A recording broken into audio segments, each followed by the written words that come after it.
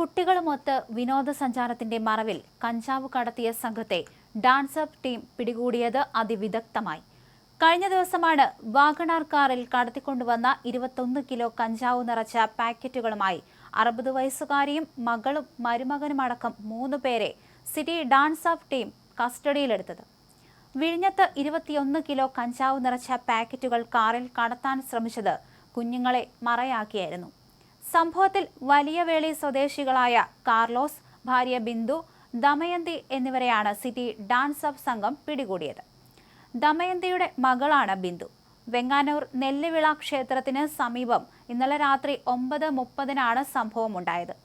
കാറിൽ ഇവരുടെ കുട്ടികളും ഉണ്ടായിരുന്നു.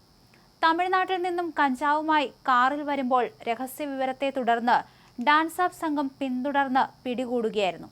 കുട്ടികൾക്കൊപ്പം തമിഴ്നാട്ടിൽ ഉല്ലാസയാത്ര കഴിഞ്ഞു വരുന്നുവെന്നാണ് ഇവർ പോലീസിനോട് പറഞ്ഞത്. ഡാൻസപ്പ് സംഘത്തിന് ലഭിച്ച രഹസ്യവിവരത്തെ തുടർന്നായിരുന്നു വെങ്ങാനൂരിൽ വെച്ച് ഇവരുടെ വാഹനം തടഞ്ഞു നിർത്തി പരിശോധിച്ചത്. കാർലോസിനെ മുൻപ് കഞ്ചാവുമായി എക്സൈസും ബിന്ദുവിനെ 4 കിലോ കഞ്ചാവുമായി 2 മാസം മുൻപ് ഡാൻസപ്പ് സംഘവും പിടികൂടിയിരുന്നു.